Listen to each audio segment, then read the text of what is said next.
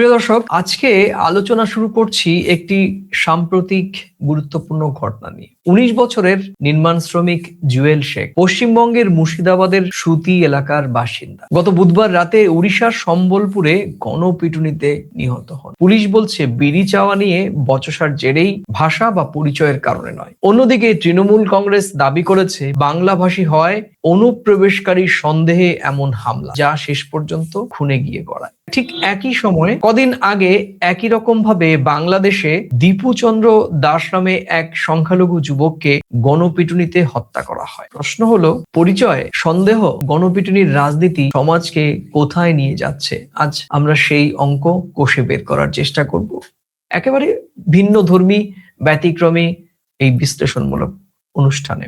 আপনারা দেখছেন প্রথম কলকাতা। প্রথম কলকাতায় প্রতিদিনকার মতো আমি সুব্রত আচার্য এবং আমার সঙ্গে আলোচক, বিশ্লেষক, প্রথম কলকাতার ডেপুটি এডিটর, আমার বন্ধু পরমাশিস কোসরায়। পরমাশিস, আমরা দুদিন আগে ময়মনসিংহের ভালুকায় দীপুচন্দ্র দাসের নৃশংস খুনের ঘটনায় সেই দেশের প্রশাসন, সরকার, গণমাধ্যম কিংবা সিভিল সোসাইটি সবাইকে দোষারোপ করেছি। বাংলাদেশে এই একজন সংখ্যালঘু মানুষের, নাগরিকের নিরাপত্তা নিশ্চিত না করার কঠোর সমালোচনা করেছে ভারতীয় গণমাধ্যম এবং বিভিন্ন রাজনৈতিক দল। এবং তুমি জানো যে আজকেও দীপুচন্দ্র দাসের এই নৃশংস মৃত্যুর ঘটনার প্রতিবাদে সরকারের, বাংলাদেশ অন্তর্বর্তীকালীন সরকারের কাছে ব্যবস্থা চেয়ে আজকেও কলকাতার বাংলাদেশ উপ হাই কমিশনের সামনে বিক্ষোভ হয়েছে, স্মারকলিপি দেওয়া হয়েছে। কিন্তু আজকে আমাদের দেশে, আমাদের একটি রাজ্যে, প্রতিবেশী রাজ্যে একই রকম ভাবে বাংলা ভাষাভাষী হয় তাকে বাংলাদেশি সন্দেহ করে এবং আমাদের দেশে সংখ্যালঘু একজন সম্প্রদায়ের মানুষ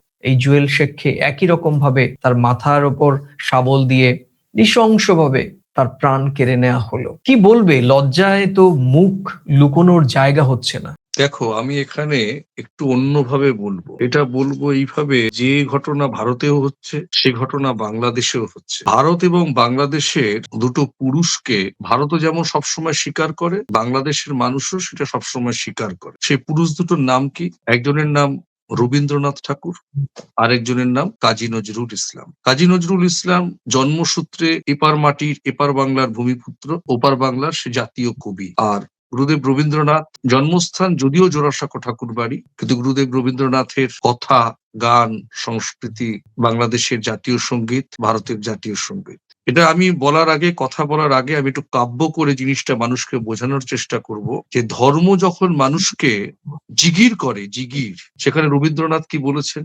রবীন্দ্রনাথ বলেছেন তার লেখায়, ধর্ম মোহ, ধর্মের বেশে মোহ যারে এসে ধরে, অন্ধ সেজন মারে আর শুধু মরে, নাস্তিক সেও পায় বিধাতার বর, ধার্মিকতার করে না আড়ম্বর, শ্রদ্ধা করিয়া জালে বুদ্ধির আলো, শাস্ত্র মানে না, মানে মানুষের ভালো, বিধর্ম বলি মারে পরধর্মেরে, নিজ ধর্মের অপমান করি ফেরে, পিতার নামেতে হানে তার সন্তানে, আচার লইয়া বিচার নাহিকো জানে, পূজাগৃহে তোলে রক্ত মাখানো ধ্বজা, দেবতার নামে এই যে শয়তান ভজা, অনেক যুগের লজ্জা ও লাঞ্ছনা, বর্বরতার বিকার বিড়ম্বনা, ধর্মের মাঝে আশ্রয় দিল যারা, আবর্জনায় রচে তারা নিজ কারা, প্রলয়ের ওই শুনি শৃঙ্গধ্বনি, মহাকাল আসে লয়ে সম্মার্জনী, যে দেবে মুক্তি তারে খুঁটি রূপে গাড়া, যে বিলাবে তারে করিল ভেদের খাড়া, যে আনিবে প্রেম অমৃত উৎস হতে, তারই নামে ধরা ভাষায় বিশেষ স্রোতে, তরি ফুটা করি পার হতে গিয়ে ডোবে, তবু এরা অপবাদ দেয় ক্ষোভে, হে ধর্মরাজ ধর্ম বিকার নাশী, ধর্ম মূঢ় জনেরে বাঁচাও আসি, যে পূজার বেদি রক্তে গিয়েছে ভেসে, ভাঙো ভাঙো আজি ভাঙো তারে নিঃশেষে, এ অভাগা দেশে জ্ঞানের আলোক আনো, ধর্ম কারার প্রাচীরে বজ্র হানো, এ অভাগা দেশে জ্ঞানের আলোক আনো। আমি অভাগা দেশ বলতে দুটো দেশকেই বলবো। কাজী নজরুল সাহেব লিখছেন, মোরা একই বিনতে দুটি কুসুম, হিন্দু মুসলমান, মুসলিম তার নয়নমণি, হিন্দু তাহার প্রাণ। আমরা এদের কথা পড়ি, মানি, আর ভোটের রাজনীতিতে হানাহানি করি। আজকে বড় মনে হচ্ছে যে আমিও জন্মেছি এক অভাগা দেশে, দীপুও জন্মেছে এক অভাগা দেশে। ভারতবর্ষের রাজনীতিকদের, বাংলাদেশের রাজনীতিকদের, রবীন্দ্রনাথ, নজরুলকে আমরা মানা উচিত। প্রত্যেকটা ধর্মের প্রতি মানুষের সহনশীলতা, শ্রদ্ধা থাকা উচিত। ভোটের রাজনীতিতে ধর্মের হানাহানি দিয়ে ভোট নেওয়ার চেষ্টা করবেন না। উন্নয়নের কথা বলুন, মানুষের পাশে থাকার কথা বলুন, মানুষ কি চাইছে সেটা জানুন, সেটা বুঝে মানুষকে সেটা দেওয়ার চেষ্টা করুন। ভোট এমনিই পাবেন। কিন্তু জাতিসত্তা, ধর্মকে বিক্রি করে, বিকিয়ে এই নোংরামোগুলো, এই হানাহানিগুলো দুদেশের মাটিতেই বন্ধ হোক। একজন বিশ্ব নাগরিক হিসেবে, সচেতন নাগরিক হিসেবে, একজন সাংবাদিক হিসেবে এই আবেদন, যারা এই হানাহানি করছেন তারা একটু বই পড়ুন, রবীন্দ্রনাথ পড়ুন, উপনিষদ পড়ুন, কোরআন পড়ুন, ধর্মগ্রন্থগুলো বলুন। কোন ধর্মগ্রন্থে এই হানাহানির কথা বলা হয়নি। গীতা পড়ুন। একদম। আমি একটু বিবিসি কে কোট করে বলছি।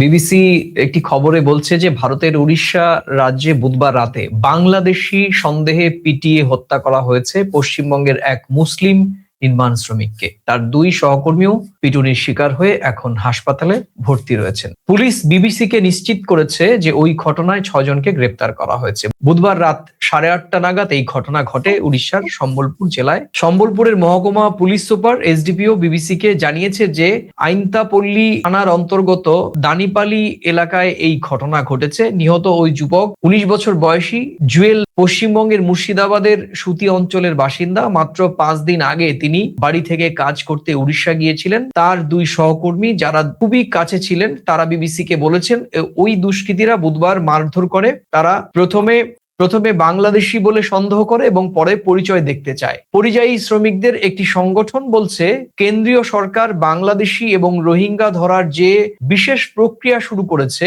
তারই ফলশ্রুতিতে বাংলা ভাষাভাষী মুসলমানরা এভাবে একের পর এক বাংলাদেশি সন্দেহে গণপিটুনির শিকার হচ্ছেন। এই ভয়াবহ তথ্য বড়মাসিস।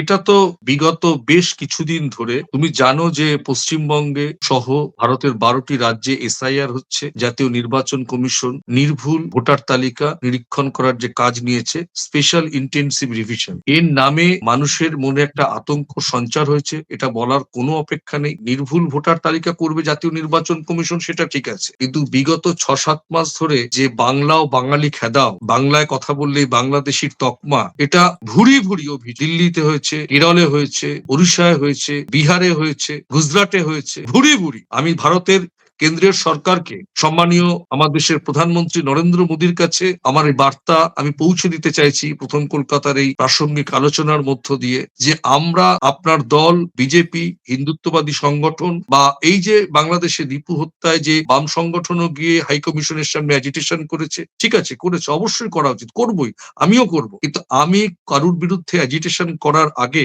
দেখতে হবে সেই থুতু আমার গায়ে গিয়ে পড়ছে কিনা। আমার দেশের মাটিতে একজন বাংলাদেশি তকমায় আমারই একটি রাজ্যের ছেলেকে গণহত্যায় পিটুনিতে এসে মরতে হবে কেন? তাহলে বাংলাদেশ যখন আমাদের দিকে তুলে কথা বলবে, আমরা কি তাহলে আমরা কোন ও করেছে বলে আমি করেছি, আমি করেছি বলে ও করেছে, তাহলে তো উভয় সমান হয়ে যাচ্ছে। আজকে যে দীপু দাস হত্যার প্রতিবাদে কলকাতা, দিল্লি, আগরতলা, শিলিগুড়ি উত্তাল, আমরা কোন মুখ নিয়ে আমরা প্রতিবাদ করছি? আমি কোন রাজনৈতিক বলছি, একজন ভারতীয় হিসেবে কোন মুখ নিয়ে? আমি একজন বাঙালি হিসেবে আজকে যদি আমি পশ্চিমবঙ্গের বাইরে অন্য কোনো রাজ্যে যাই, আমার কথা বলার টোনে, আমার কথা বলার, আমি তো কলকাতায় জন্মেছি, আমার স্ত্রী কলকাতায় জন্মেছে, আমাদের কথা বলার মধ্যে একটা ওপার বাংলার টোন আছে, আমার তো এরকম দাঁড়িয়ে আছে। আমাকে যদি কেউ বাংলাদেশি বলে আমাকে পেটায়, এর দায়িত্ব কে নেবে? কে নেবে? একটা ভয়াবহ অবস্থার। আমি দীপু দাসের মৃত্যুর জন্য আমি যেমন বাংলাদেশের অন্তর্বর্তী সরকার ডক্টর ইউনূসের কাছে করজোড়ে তাদের শাস্তি, দৃষ্টান্তমূলক শাস্তির আবেদন করব, তা আমিও স্বাভাবিকভাবে নরেন্দ্র মোদী সাহেবের কাছে, ওড়িশার মুখ্যমন্ত্রীর কাছে করজোড়ে আবেদন করছি ভারতের একজন সচেতন নাগরিক হিসেবে, যে দৃষ্টান্তমূলক শাস্তি দেওয়ার ব্যবস্থা করুন। কিন্তু এটা নয় যে ওইখানে ওই ঘটনা ঘটেছে বলে এখানেও এই ঘটনা ঘটবে। এটা দেশটার নাম ভারতবর্ষ, গোটা পৃথিবীর কাছে আমাদের মুখ কোথায় যাচ্ছে এটা বুঝতে হবে, ভারত সরকারকেও এটা বুঝতে হবে। আমি দায়িত্ব নিয়ে বলছি, আমি দেশদ্রোহিতার কথা বলছি না। কেন আমার দেশে আমার রাজ্যের একটি ছেলে বাংলায় কথা বললে একজনেরা গণপিটুনি দেবে অন্য রাজ্যে? কেন এটা হবে? শুধু তাই নয়, এই গণপিটুনি দেবার আগে আনন্দবাজার বলছে যে আধার কার্ড দেখতে চেয়েছিল ওরা। বাঙালি শ্রমিকের হত্যায় উড়িষ্যা সরকার বীরত্ব মানছেন না প্রত্যক্ষদর্শী সহকর্মীরা। ঠিক এই যে জুয়েল শেখ বা জুয়েল রানা, তার যে সহকর্মীরা যারা ওই প্রত্যক্ষদর্শী ওখানে ছিলেন, তারা উড়িষ্যা প্রশাসনের যে তত্ত্ব যে ধূমপান নিয়ে বিরোধের জের ধরে এই হত্যাকাণ্ডের ঘটনা ঘটে, তারা কিন্তু প্রশাসন কি করছিল? ধূমপান করা নিয়ে কাউকে গণপিটুনি দিয়ে মারবে? সেখানকার প্রশাসন কি করছে? ভারত সরকার প্রতিটা মুহূর্তে বাংলাদেশ সরকারের সঙ্গে টানাপোড়েন চলছে। প্রণয় ভার্মাকে ডাকছে, এখানে রিয়াজ সাহেবকে ডাকা হচ্ছে, আলোচনা চলছে, সম্পর্ক ভিসা বন্ধ, পরিস্থিতি সব সময় কূটনৈতিক ভাবে পররাষ্ট্রনীতিতে দুটো সম্পর্কে জিয়ে রাখার কথা চলছে। উত্তরবঙ্গে শিলিগুড়িতে বাংলাদেশের হোটেল দেওয়া হচ্ছে না, কেন দেওয়া হচ্ছে না? একজন বাংলাদেশি যখন ভিসা নিয়ে ইন্ডিয়াতে আসছে, তাকে শিলিগুড়ি প্রশাসন কি করছে? কোন রাজনৈতিক দল এগুলো ঘটাচ্ছে? কাদের হুমকিতে হচ্ছে? এগুলো আমাদের দেখতে হবে। আমরা যখন গোটা বিশ্বে মাথা উঁচু করে দাঁড়িয়ে কথা বলবো, তাহলে আমার নিজের জায়গাটাকে পরিষ্কার করতে হবে। এটা উচিত। কেন একজন বাংলাদেশি, কেন কলকাতার একটি ছেলে আমাদের পশ্চিমবঙ্গের একটা ছেলে অন্য রাজ্যে গিয়ে বাংলা ভাষায় কথা বলতে পারবে না? তাকে মুসলিম বলে ভারতবর্ষ জাতীয় সঙ্গীতটা রবীন্দ্রনাথের লেখা গান আমরা গাই, এটা মনে রাখতে হবে ভারত সরকারকে। পরমাশি, আনন্দবাজার কি বলছে আমরা একটু আনন্দবাজারের খবরটা একটু দেখে নেই। আনন্দবাজার বলছে যে মুর্শিদাবাদের বাসিন্দা জুয়েল শেখ উড়িষ্যার পরিযায়ী শ্রমিক হিসেবে কাজ করতেন। বুধবার রাতে তাকে পিটিয়ে খুন করা হয়। অভিযোগ, বাংলায় কথা বলার কারণে বাংলাদেশি সন্দেহে এই হত্যাকাণ্ড। উড়িষ্যায় মুর্শিদাবাদের এই পরিযায়ী শ্রমিককে পিটিয়ে খুন করার আগে তার কাছে আধার কার্ড দেখতে চাওয়া হয়েছিল, এমনটাই দাবি করলেন প্রত্যক্ষদর্শী আর এক শ্রমিক। তিনি এই ঘটনার সময় উপস্থিত ছিলেন এবং হামলাকারীদের হাতে মার পর্যন্ত খেয়েছিলেন। মুর্শিদাবাদেরই বাসিন্দা ওই প্রত্যক্ষদর্শী, নাম মাজার খান। নিহত জুয়েল শেখের সঙ্গে উড়িষ্যায় কাজ করতেন, উড়িষ্যাতেই কাজ করতে গিয়েছিলেন এই যুবক। সংবাদ সংস্থা পিটিআই কে তিনি এই ঘটনার বর্ণনা দিচ্ছেন। তার দাবি, মারধরের আগে তাদের কাছ থেকে আধার কার্ড দেখতে চেয়েছিলেন হামলাকারীরা, চাওয়া হয়েছিল বিডিও।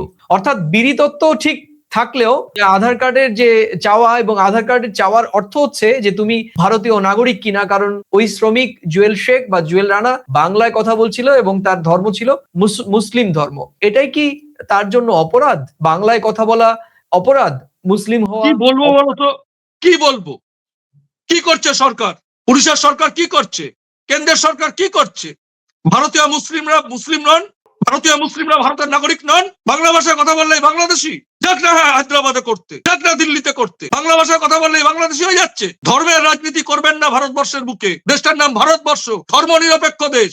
কেউ আইনের শাসন নিজের হাতে তুলে নেবেন না। আমাদের শিক্ষা নেওয়া উচিত। আমাদের নৈতিক জায়গাতেও এখন মানে স্খলন, কারণ আমরা দীপু দাসের মৃত্যুকে নিয়ে যেভাবে বাংলাদেশের সরকার প্রশাসন, বাংলাদেশের সাধারণ মানুষের সমালোচনা করেছি, আজকে আমার দেশের নাগরিককে একই রকম ভাবে নৃশংসভাবে প্রাণ দিতে হলো। আর এই কে জিজ্ঞেস করছে? কার রাইট আছে? কে জিজ্ঞেস করছে? আধার কার্ড দেখতে চাইবে? কারা দেখতে চাইবে আধার কার্ড? তারা কি এসআইআর করছে সেখানে? দেখো পুলিশের ব্যাখ্যা কি, আমি বলছি পুলিশের ব্যাখ্যা কি। পুলিশ বলছে, উড়িষ্যা পুলিশের বক্তব্য যে খুনের কারণ বাংলা ভাষা বা বাংলাদেশি সন্দেহ নয়, মূল কারণ ধূমপান নিয়ে ঝামেলা এবং মারামারি। মানে এটা সরকারি তদন্তের ভাষ্য। আর অন্যদিকে তৃণমূল কি বলছে, পশ্চিমবঙ্গের শাসক দল তৃণমূল কংগ্রেস এই বিষয়টি নিয়ে বলছে, তাদের ভাষ্য যে বাংলা ভাষী হওয়ায় স্থানীয়দের মনে সন্দেহ তৈরি হয়। বাঙালি মানে অনুপ্রবেশকারী মানেই হচ্ছে বাংলাদেশি। অর্থাৎ ভাষা পরিচয়কে কেন্দ্র করেই এই হিংসার ঘটনা আরো বাড়ছে, এমনটাই মনে করছে তৃণমূল কংগ্রেস। তুমি জানো যে তৃণমূল কংগ্রেসের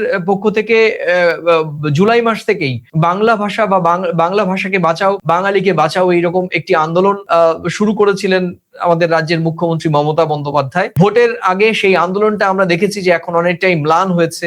নানা রাজনৈতিক ঘটনা সামনে এসে যাওয়ায়, বিশেষ করে এসআইআর এর মতো একটি সামগ্রিক জাতীয় ইস্যু সামনে এসে যাওয়ায় এই আন্দোলন কিন্তু আমরা দেখতে পাচ্ছি না। কিন্তু এখন যা পরিস্থিতি তৈরি হয়েছে, বাংলা ভাষা বা ধর্মীয় বিভাজনের ক্ষেত্রে এই ধরনের আমাদের ঘটনার সম্মুখীন হতে হচ্ছে, এটা তো একটা ভয়াবহ অশনি সংকেত বলে মনে হচ্ছে পরমাশিস। আরে তৃণমূল কংগ্রেস যে কথাটা বলছে সেটা তো অনেকটা একটা প্রাসঙ্গিক বিষয়। এটা আন্তর্জাতিক ক্ষেত্র, এটা ভারতের মুখ পুড়বে আমার ধারণা। তুমি চিন্তা করো, উড়িষ্যার পুলিশ প্রশাসন বলছে এটা ধূমপানকে কেন্দ্র করে একটা গণপিটুনিতে একটা মানুষ মরে যায়, তাহলে ল অ্যান্ড অর্ডার বলতে পারে কি আছে? লজ্জা করছে না বলতে? পুলিশ রিপোর্টে বাংলা ভাষাভাষী মানুষরা তো পেটাচ্ছে, বোঝাই গেল। ধূমপান নিয়ে তারা দায়িত্ব নিয়ে বলে দিচ্ছে, পুলিশ প্রশাসন ধূমপান নিয়ে তারা রিপোর্ট দিচ্ছে, গণপিটুনিতে মারা গেছে, তাহলে ল অ্যান্ড অর্ডার কোথায়? একেবারেই মানে সত্যি আজকের এই ঘটনায় আমাদের সত্যি ঠিক আমরা ভাষা খুঁজে পাচ্ছি না যে কিভাবে মানুষের যারা এই আইন নিজের হাতে তুলে নিচ্ছেন, যারা এই কর্মকাণ্ডগুলো ঘটাচ্ছেন, তারা সত্যিকার অর্থে মানসিকভাবে তারা সুস্থ রয়েছেন কিনা। একই সঙ্গে এই ধরনের ঘটনা, খুন খারাপি না ঘটনা ঘটলেও এই উদ্যোগগুলো আরো বড় প্রশ্নচিহ্ন তৈরি করেছে জাতিগত, ধর্মীয় এবং রাষ্ট্রীয় বিভাজনের ক্ষেত্রে শিলিগুড়ি এবং মালদায় আবাসিক হোটেলে বাংলাদেশি পর্যটকদের জন্য নিষিদ্ধ করা হয়েছে। তুমি জানো যে শিলিগুড়িতে বাংলাদেশি নাগরিকদের জন্য একেবারে নোটিশ বোর্ড দিয়ে বলা হয়েছে যে যারা বাংলাদেশ থেকে আসছেন যে সমস্ত পর্যটক তাদের আর আবাসিক হোটেল দেয়া হবে না। একই রকম ভাবে মালদাতেও বেশ কিছু হোটেলের সামনে একেবারে নোটিশ টাঙিয়ে দেওয়া হয়েছে যে বাংলাদেশের পর্যটক যারা একেবারে বৈধ ভিসা নিয়ে এসেছেন তাদেরকেও দেওয়া হবে না। তাদের অভিযোগ কি? তাদের অভিযোগ হচ্ছে বাংলাদেশের অভ্যন্তরে তীব্র ভারত বিরোধিতা। তোমার কাছে আমার প্রশ্ন, এই যে দীপু দাসকে যারা নৃশংসভাবে খুন করলেন, যারা জুয়েল রানা শেখকে নৃশংসভাবে খুন করলেন, তাদের সঙ্গে এদের অপরাধ কিভাবে দেখছো? মানে তাদের তুলনা কি করবে? পার্থক্য কোথায়? ভাই এগুলো না ঘেঁটে দেওয়া, এগুলো রাজনৈতিক সমীকরণ। দিল্লির লালকেল্লার সামনে গিয়ে বিক্ষোভ করুক না, সংসদের সামনে গিয়ে দরবার করুক, লোক দেখানো রাজনীতি। মাল্লার সব হোটেলে যখন বাংলাদেশি আবাসিকরা পর্যটক হিসেবে যখন ঢুকবে না, পেটে গামছা পরবে, বুঝতে পারছে না নিউ মার্কেটের লোকেরা কি পরিস্থিতি। বেনাপোল হিলি সীমান্ত বর্ডার, বসিরহাট দেখতে পাচ্ছে না? কলকাতা নিউ মার্কেট এলাকার একটি বিস্তীর্ণ অঞ্চল তো খাখা করছে। আজকেও দুদিন আগেও আমি গিয়েছিলাম। এগুলো কোনো ইস্যু? বাংলাদেশিদের হোটেল দেবো না, এগুলো হাঁটুতে বুদ্ধির লোকেরা করে, অশিক্ষিত লোকেরা করে। দেখো, এই ধরনের ঘটনা যদি চলতে থাকে বা তাতে যে ঘটনা তৈরি হবে, তাতে আমার কিছু বিশ্লেষণ রয়েছে। যেমন এই যে পরিযায়ী শ্রমিক, তারা এখন বাইরে কাজ করতে যেতে পারবেন না, ভয় বাড়বে এবং সমাজের মধ্যে অবিশ্বাস বাড়বে। ছোট ঝগড়া দ্রুত এই ধরনের মারাত্মক নৃশংস খুনের মতো ঘটনায় গড়িয়ে যাবে। ভাষা পরিচয়কে কেন্দ্র করে বড় সামাজিক বিভাজন তৈরি হবে। ইতিমধ্যেই বিভাজন শুরু হয়ে গিয়েছে এবং সর্বোপরি ভারত বাংলাদেশের সাধারণ মানুষের মধ্যে বন্ধুত্বের যে সম্পর্কে যে ফাটল ধরেছে 2024-এর পর থেকে, সেটি আস্তে আস্তে আরো চওড়া হবে। কারণ এই সন্দেহের আগুন শুধু জীবন নয়, সম্পর্কের ওপরেও কুপ্রভাব ফেলে, যা আমরা গত 2024-এর পর থেকে আমরা গত 14-15 মাস ধরে আমরা দেখেছি। তুমি কিভাবে দেখছো? বিষয়টা হচ্ছে যে এই জাতীয় ঘটনা তো আমরা পরম্পরা দেখে আসছি। এই ঘটনাটা এটা যদি এক্ষুনি সেটা কেন্দ্রের সরকার বলো, রাজ্যের সরকার বলো, উড়িষ্যার সরকার বলো, এরা যদি এটা কঠোর হস্তে দমন করতে না পারে, তাহলে অবশ্যম্ভাবে ভারতবর্ষের মাটিতে একটা কালো সময় কিন্তু আসতে পারে। আজকে ধরো তুমি একটা জিনিস চিন্তা করো, আমি পশ্চিমবঙ্গের ছেলে, আমি একটা কর্মসূত্রে আসামে গেলাম, আমি উড়িষ্যায় গেলাম, আমি বিহারে গেলাম, আমি তো ভারতেরই ছেলে, ভারতের নাগরিক। আজকে বাংলাদেশিদের মালদাতে, শিলিগুড়িতে পর্যটকদের আসতে দিচ্ছে না কেন? তারা বাংলাদেশি, বাংলায় কথা বলে। তাহলে এই যে গতকাল যেটা উড়িষ্যায় ঘটেছে, সেটা পশ্চিমবঙ্গের ছেলে, ধর্মে মুসলিম, বাংলা ভাষায় কথা বলে। আমি বাংলা ভাষায় কথা বলি, আমি যদি কোনো গিয়ে আমার ধর্মের পরিচয় না দিই, বাংলায় কথা বলছি, আমার নিরাপত্তা থাকবে? শুধু তাই নয়, আমি আরেকটু যোগ করি, কারণ আমাদের দর্শক বা অনেকেই প্রশ্ন করেছেন যে গতকালকে বড়দিন ছিল এবং বড়দিনের অনুষ্ঠান, বড়দিনের সান্তাক্লজের বিভিন্ন যে সান্তাক্লজের মূর্তি যেগুলো আমরা দেখি, যে ডলগুলো রাস্তায় বসে বিক্রি করেন, সেখানেও অনেকে বিশেষ কয়েকটি ছত্তিশগড়ে হয়েছে, বরণীতে হয়েছে, খ্রিস্টানদের উপরও হামলা হচ্ছে। কি হচ্ছে? এইভাবে ধর্মীয় বিভাজন তৈরি হচ্ছে সমাজে, যেটা উদ্বেগ নয়, এখন শুধু উদ্বেগ নয়, উৎকণ্ঠায় পরিণত হয়েছে। এখন যে বিভাজনের দৃশ্য আমরা দেখছি পরমাশিস, সেটি আমাদের শুধু উদ্বেগ নয়, উৎকণ্ঠারও কারণ। কোন দিকে যাচ্ছে সব মিলিয়ে আমরা কি করছি? আমি তো আশঙ্কা করছি, উদ্বেগ উৎকণ্ঠা না, আশঙ্কা করছি কোনো কিছু হতে পারে। এখন থেকে যদি আমরা সতর্ক না হই, সাধারণ মানুষ থেকে শুরু করে রাজনৈতিক নেতারা, রাজনৈতিক দল, সরকার, এই ইন্টেলিজেন্স সব যদি সতর্ক না হই, তাহলে কিন্তু ভবিতব্য খুব খারাপ। দেশটার নাম ভারতবর্ষ। ধর্মের ভিত্তিতে ভোট নেওয়ার জন্য একনায়কতন্ত্র, একপক্ষ বিচার, এসব করা যাবে না। ভারতবর্ষের আইন আছে, গণতান্ত্রিক ব্যবস্থা আছে, ভারতবর্ষের মানুষ এটুকু জানবেন যে আইনের শাসনের উপরে কিন্তু আস্থা রাখে। সংবিধানকে এখনো গুরুত্ব দেওয়া হয়। সংবিধানের রচয়িতা কিন্তু ডক্টর বি.আর. আম্বেদকর। সমাজের পিছিয়ে পড়া সমাজ থেকে কিন্তু উঠে এসছে। ওইসব কেউ প্রশ্রয় দেবে না। একদমই ধর্মের ভিত্তিতে সরকার চালানো, প্রশাসন চালানো, গণতান্ত্রিক ভাবে ভোটে জিতে এসেছি, আমি এটা জোর করে প্রতিষ্ঠা করব, তাহলে কিন্তু দিন খুব খারাপ আসতে চলেছে। নিজেদেরও যেমন মান থাকবে না, ভারতবর্ষের সাধারণ নাগরিকেরও মান থাকবে না যে আমি একজন ভারতীয় বলে। আর আমরা তো প্রতিবাদ করবই, কারণ আমাদের ভাষা আক্রান্ত হচ্ছে। আমি আমার দেশে থেকে আমি অন্য রাজ্যে গিয়ে শঙ্কায় থাকবো, ছ্যাবলামি হচ্ছে। পশ্চিমবঙ্গের মুসলিমরা ভারতীয় নন? পশ্চিমবঙ্গের যারা 70-80 বছর, 100 বছর রয়েছেন মুসলিমরা, তারা ভারতীয় নন। না, এইভাবে দেগে দেওয়ার কারণটা কি ভোটের রাজনীতি, এবং সেই ফলাফলটা কি সত্যিকার অর্থে যে রাজনীতিকরা করতে চাইছেন তাদের কাছে সুফল বয়ে আনবে? আমার তো এর মধ্যে কোনো কিছু মনে হচ্ছে না যে আদৌ এই যে রাজনীতিটা চলছে সেই রাজনীতিতে আদৌ কোনো সুফল বয়ে আসবে। প্রিয় দর্শক, আপনারা দেখছেন প্রথম কলকাতায় প্রতিদিনকার মতো আমি সুব্রত এবং আমার সঙ্গে আলোচক পরমাশিস খোসরায়। প্রিয় দর্শক, আজকের এই আলোচনার বিষয়বস্তু অত্যন্ত সংবেদনশীল। আমাদের এইখানে ক্ষমা চাওয়ার ভাষা নেই। আমরা অনুতপ্ত, আমরা উদ্বিগ্ন, আমরা বিচলিত। দীপু দাসকে নৃশংস হত্যাকাণ্ডে যেরকম আমরা উদ্বিগ্ন বিচলিত হয়েছিলাম, আমরা ঠিক একই রকম আমাদের ভারতবর্ষের একজন নাগরিক, বাংলা ভাষাভাষী মুসলিম, আমাদের সহনাগরিক জুয়েল শেখ রানা, তাকে নৃশংসভাবে এই হত্যাকাণ্ডের শিকার হওয়ার ঘটনায় আমরাও সমানভাবে ব্যথিত, লজ্জিত এবং আমরাও উৎকণ্ঠিত। আপনাদের এ বিষয়ে মন্তব্য থাকলে আপনারা লিখে জানাবেন মন্তব্যের কলামে। আর এই ভিডিও নিয়ে যদি মনে হয় ভিডিওটি আপনাদের জন্য আপনাদের মনের কথা বলেছে, বা এই ভিডিওর বার্তা ছড়িয়ে দিলে সচেতনতা বাড়বে, দুই দেশের মধ্যে বন্ধুত্ব তৈরি হবে, বা যারা সমাজের এই ধরনের একটি ছোট্ট শ্রেণী যারা গোটা সমাজকে বড় সড়ো প্রশ্নের সামনে দাঁড় করায়, তাদের বিরুদ্ধে সমাজের একটি শক্তিশালী বার্তা তৈরি হবে, অবস্থান তৈরি হবে, তবে এই ভিডিওটি অবশ্যই শেয়ার করতে পারেন। আর এই ভিডিওটি ইতিবাচক মনে হলে পুরনো ভিডিও দেখে চ্যানেলটি লাইক বা সাবস্ক্রাইব করতে পারেন। আর আমরা একই সঙ্গে এই ভিডিওটি ইউটিউব এবং পরে ফেসবুকে আপলোড করি, দেখার আমন্ত্রণ রইল। পরমাশিস, তোমাকেও এই মূল্যবান বিশ্লেষণ এবং তোমার আবেগ ইমোশন দর্শকদের সামনে উপস্থাপন করার জন্য তোমার প্রতি আমাদের গভীর কৃতজ্ঞতা।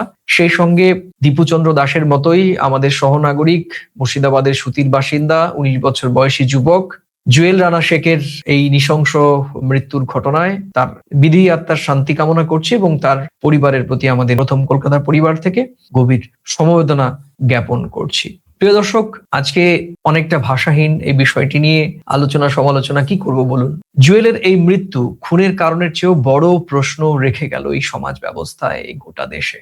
সন্দেহের খুন নাকি খুনের পর সন্দেহ? গণপিটুনি যদি এইভাবে চলতে থাকে তাহলে পরের শিরোনাম হবে না কেন মারা গেল, হবে কেন আমরা কাউকে মানুষ হিসেবে দেখার আগে তার পরিচয় খুঁজছি। এই প্রশ্নের উত্তর আজ আমাদের সমাজকেই দিতে হবে। আর এই প্রশ্নের উত্তর ভবিষ্যতের কাছে প্রত্যাশা করে আজকের মতো এখানেই এই ভিডিওর শেষ করছি। আবার দেখা হবে নতুন কোনো বিষয়ে, প্রাসঙ্গিক প্রসঙ্গ নিয়ে।